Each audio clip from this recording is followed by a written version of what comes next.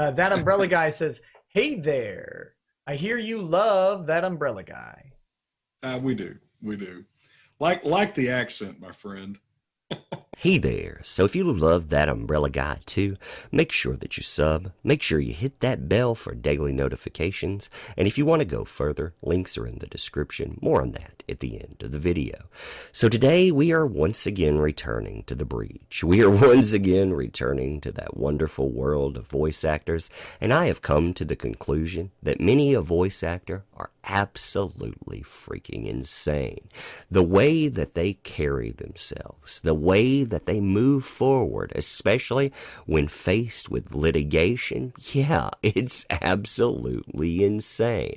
They don't seem to mind going out and burning people down. They don't seem to mind going out and dividing fandom, and they don't seem to mind going out and disparaging said fandom when certain folks, they don't want to stand with them and listen and believe without seeing some type of evidence. Now, if you haven't been keeping up, essentially, this revolves around a certain voice actor out there being brigaded against. And I feel good about saying the word brigaded against because we are looking down the barrel of 280 character culture. That's what you get with one of these posts, 280 characters. And in that, you see people willing to burn down life and livelihood. The only thing about certain people taking aim is that basically in their accusations, they took aim at cons as well. They said, well, this guy here, this voice actor, he's been going out and he's been offending for years. He's been doing things that, well, they're terrible. And you know what? He's been doing it while going to conventions.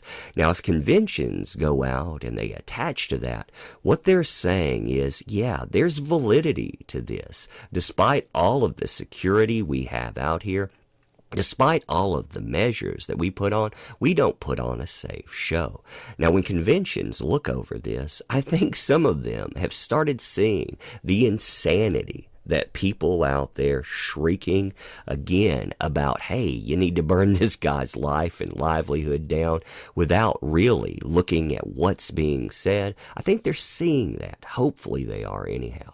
Now, a specific con out there, and I'm going to give you another video on this con to talk about the before and after and what conventions deal with. You know, it'll be a shorter thing, but still, I want to show you what they deal with. But you see them make an announcement. They make an announcement saying that after they had gone out and after they had reviewed a lot of things, they had decided to go and welcome back Vic Mignogna. Well, the blowback to this from the same people that, of course, say that going and asking the con to have him actually come back, they say that's harassment.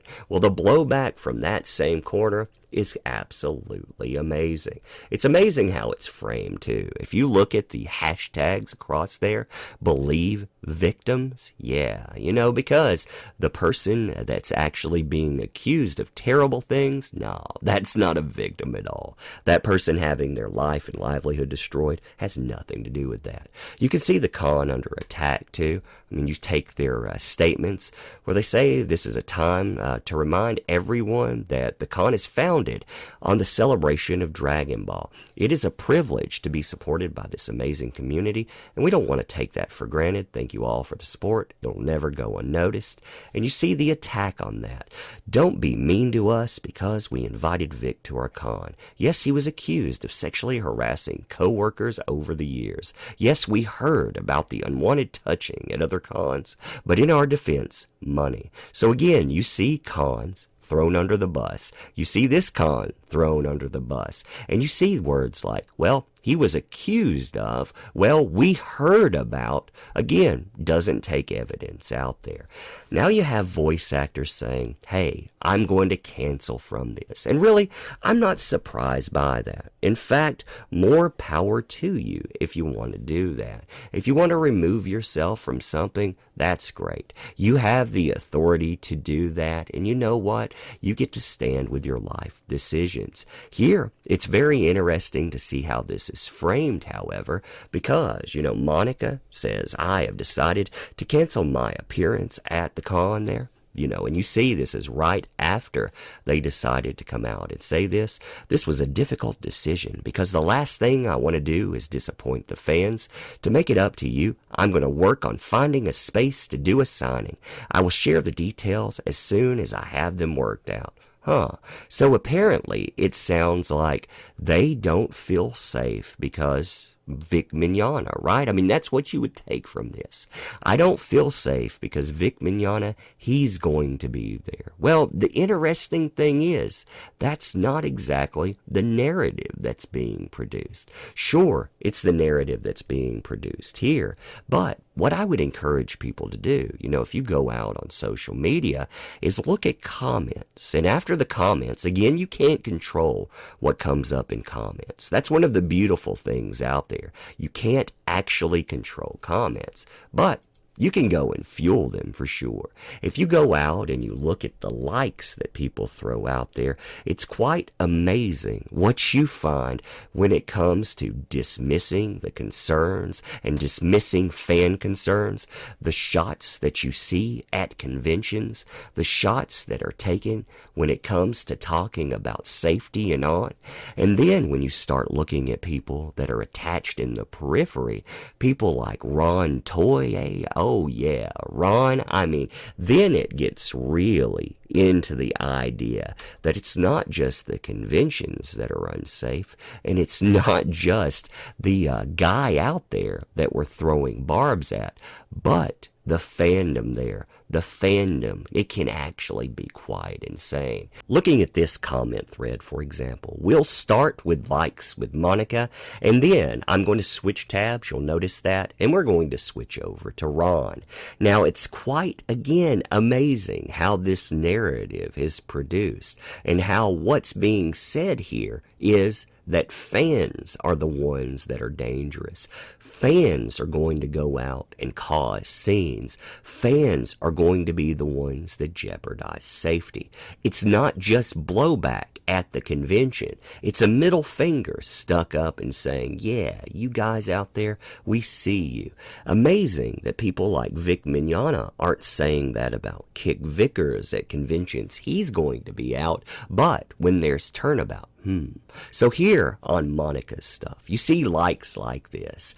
I'm terrified to even glance at the replies to this. But yeah, this is not surprising in the least, and was the safest call given. Yeah, I still hope that everything works out at the con for people who do go, but I also expect something bad to happen. Do tell. So let's switch over to Ron, because we're going to be able to keep up with that. You can see how this goes up, and this is the way threading goes. I would be happy as hell to learn that this con goes swimmingly and that no one causes a scene, but I don't feel like that's going to happen. Even before Bick was announced to be attending, I still had that feeling of something bad happening there, given the drama. If there is one thing I have learned in my life, it's that anime fans are effing insane. I don't have high hopes for this event ending well. So really, when you get down to what these folks think about you, the same people that profit off of you, what they think is that, well, anime fans are effing insane. Anime fans are monsters. Anime fans will go out there and they will do terrible things. It's quite amazing. Like I say, when you think about the way this stuff is framed too, because they're trying to say that that con out there, that con is taking sides, and that con, it's standing with, well, an abuser. But also, if you go out and you look at previous statements by the people that have said this type of stuff and on, and again, this is from Ron's likes, because Ron has involved himself, even though he said that he wouldn't involve himself. Well, there are days upon days of comments. But what many of them say, in addition to, again, the stuff about Vic, the stuff about fandom, indirectly, you have stuff like this. Again, this con, it's standing with an abuser. And well, the people that are going to come there, the people that are coming to support him, They're supporters of abusers. It's quite amazing when you go and you look at comments after comments after comments that are fueled by these folks going and dividing fandom. But also, when they're going and dividing fandom, they're giving you a sign of exactly what they feel about said fandom. Again, the same fandom that has gone out and supported them and on. It's saying, oh, I fear for everyone's safety. At least you have people that are going in and talking about, I fear for everyone's safety. But again, when it's a fear for everyone's safety, it's because of fandom. It's because of people that have been let in. And well, you know who the problem really was out there? If somebody set that stage, it's not fandom that did it. It's not fandom that divided. The people that allowed this divide are the ones that took it into the public eye, the companies that took it into the public eye, the conventions that took it into the public eye. They're the ones to blame. They're the ones that divide. They're the ones that have gone out, and they're the ones that have shoved a finger in the face of people saying, hey, when you look at this, it's coming out from behind the scene of escapism.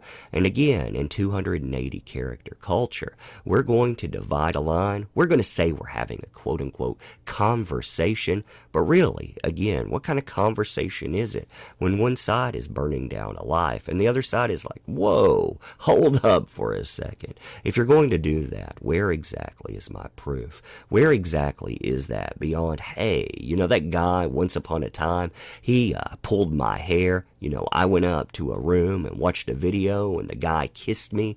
Yeah, or let's say, take the word of a fake swatter. Where exactly is that? But anyhow, I'll leave that commentary to you. What do you think? If you like this kind of stuff too, make sure that you make sure that you hit that bell for daily notification after subbing, and, going on, make sure that you leave comments. I want to know what you think.